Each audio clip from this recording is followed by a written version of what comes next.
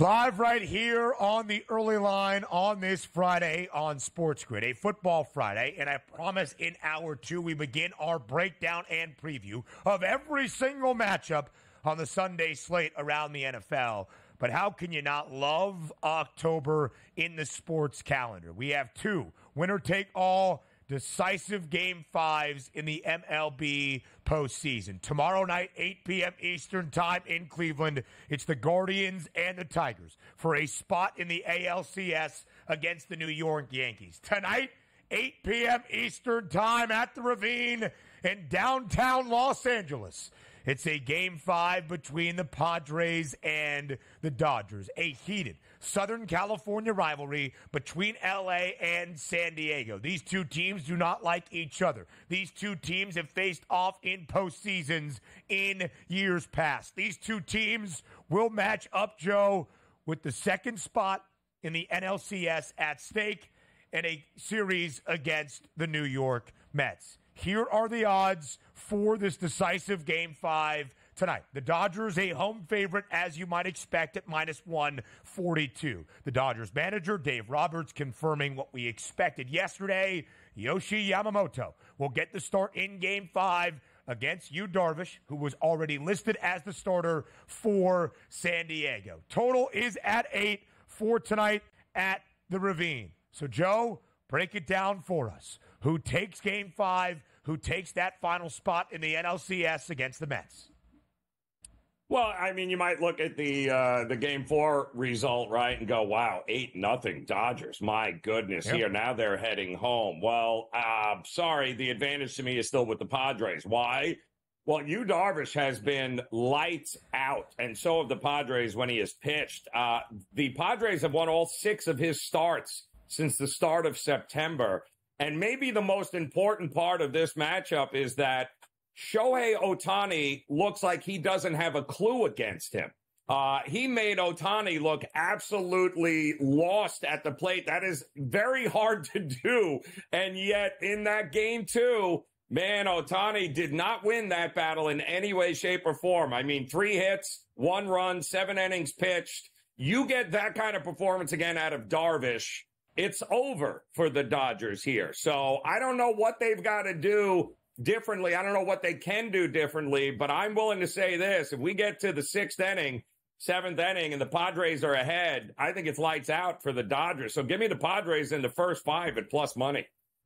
Joe, we have seen, and I like that look certainly here because you would give the pitching edge to Darvish, you would expect in this matchup right here, right now, especially after Yamamoto did struggle in the opening game against San Diego. We have seen a couple of decisive wins in this set. The Padres winning 10-2 in a heated game that involved fans throwing objects on the field at Dodger Stadium in the direction of Jurickson Profar. That should never happen, and we hope to not see it tonight. But San Diego did win 10-2, and that game was never really close. We saw L.A. return the favor 8-0 in game number 4 a few nights back in San Diego. We saw 11 runs in the first 3 frames in game number 3, and 7-5 was the game in the opening of this NLDS. We have seen a ton of offense from either side so far in this series.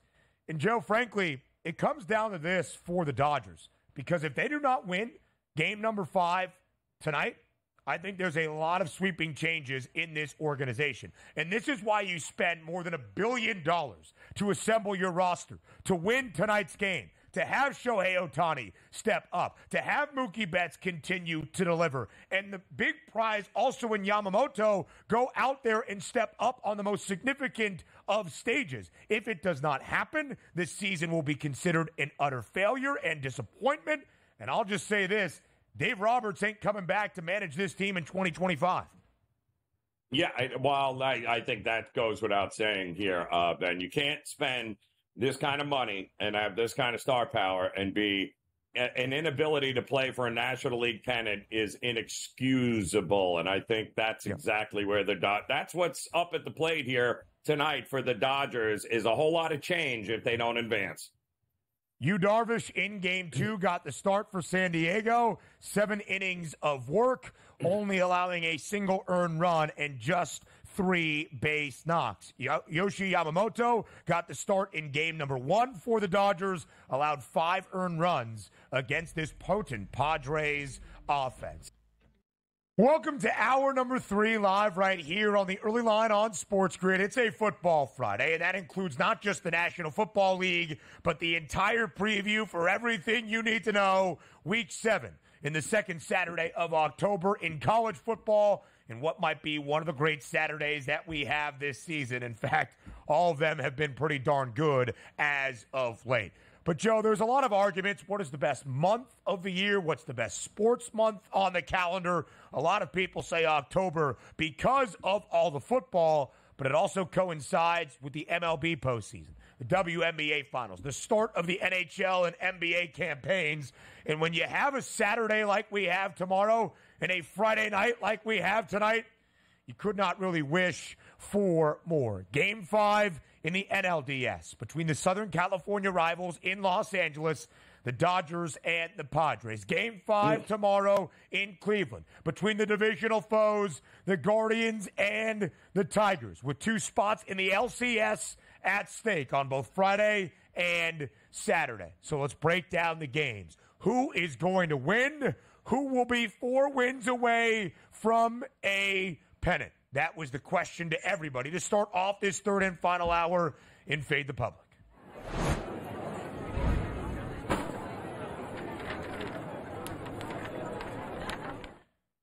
Joe Rennery, we wanted the people to pick 2. You got to pick both winners for the 2 decisive winner-take-all Game 5s that we have tonight and tomorrow. Which 2 teams will win their respective Game 5s and advance to the LCS? That was the question at SportsGrid on Twitter. Will it be the 2 home teams, the Dodgers and the Guardians, the Dodgers and the Tigers, who are the 2 favorites, the Padres and the Guardians, or the Padres and the Tigers? Very, very narrow in terms of the votes here. Not a lot of people, Joe, believing in the home team, Cleveland, in the land. How could you fault them? They're a home underdog against Tarek Skubal, and we saw how Game 2 played out earlier this week. It's really a toss-up then between the Padres and the Dodgers, and 34% saying San Diego and Detroit, 32% saying L.A. and Detroit. Which way did you vote?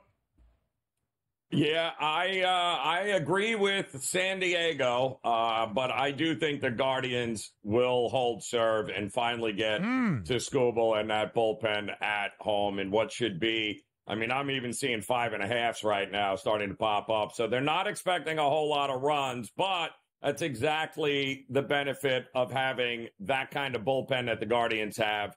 I do think they will pull it out. It'll be Guardians, Yankees, and it'll be Padres, Mets for all the marbles there to advance to play for a World Series title.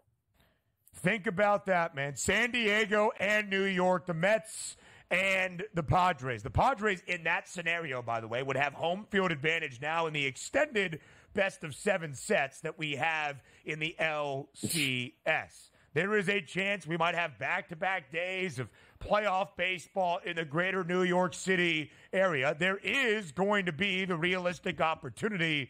Well, in fact, it is exactly what's going to happen. Huge sports day on Monday here in the greater tri-state area. The Mets will play either the Padres or the Dodgers on the road in the NLCS, and the Yankees will host the opening game of the ALCS against either the Guardians or the Tigers. And then, of course, a monumental Week 6 Monday night matchup in MetLife between the Jets and the Bills. It's really interesting, Joe, as we break down these games, and frankly, because it's a football Friday, it's our final time to look at both of the Game 5s that we have. So let's start once again in Los Angeles at Chavez Ravine between the Dodgers and the Padres. You and I were discussing this game in the opening hour, but a little bit in the commercial break as well. 8 is the total. We have seen 3 of 4 go over this number, and the only one to push at this number, it was Game 4, and the Dodgers scored 8 runs to win 8-zip. We have seen a lot of offense, and the bats come alive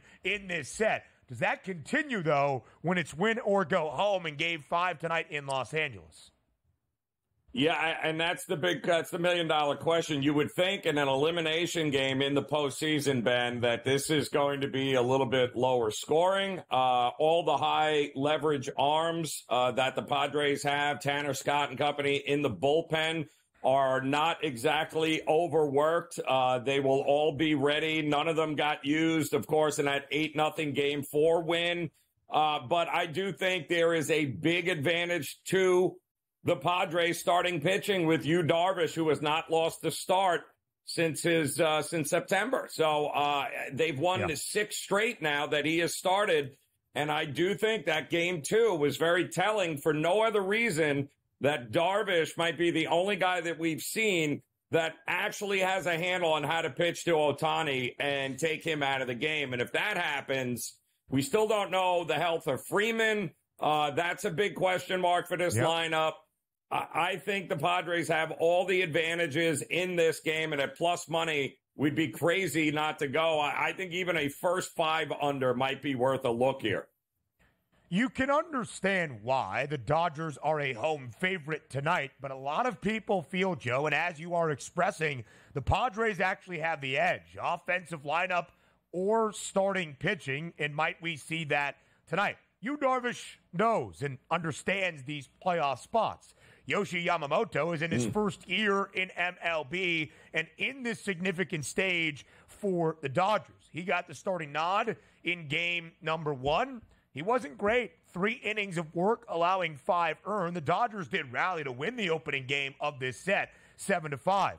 But Darvish was lights out in a testy environment in game 2. 7 innings of work, only a single earned run given up, just 3 base knocks. He was on point against L.A. Yes, he is the underdog tonight. But again, I think you would give him the pitching edge just head-to-head. We did not see Freddie Freeman, by the way, in game number 4 in San Diego. Shohei Ohtani has been quiet. He did have an RBI in game number 4. Mookie Betts has been incredible. He's 4 for 15 here in this series. He's had at least 2 base knocks in each of the last 2 games, 3 RBIs and a home run in the first inning in both games 3 and 4 in San Diego, trying to bring that back to Dodger Stadium. But nobody has been better at the dish than Fernando Tatis Jr., Joe, in this series. 11 of 22 with 3 doubles, 4 home runs, and 7 RBIs. This is October. This is why you have your guys step up in the most impactful moments of a season. And there are plenty of stars that could potentially be on display tonight in L.A. Yeah, and boy, that's going to be funny, too. And ironically enough, unfortunately for the Dodgers, the guy that has had the most success in his career against Darvish, Freddie Freeman. And there's questions as far as whether he's going to be there or not. But no excuse. Even if he's able to limit Ohtani, there's a lot of other big paydays in that Dodger lineup that are going to have to come through and earn their paychecks here, Ben. Otherwise, we said it earlier, don't be shocked if there are big changes in Dodger land next year.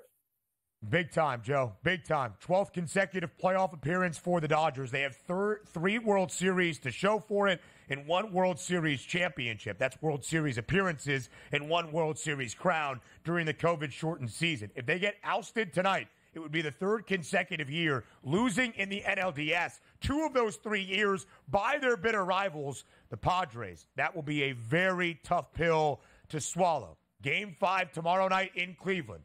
And, of course, Tarek Skubal gets the start in Game 5 in the winner-take-all environment in the land. He was sensational against the Guardians on Monday. Will we see a repeat tomorrow night? Yeah, I do. But I ultimately think it's going to come down to the bullpens, and I think that is where the Guardians will win this game.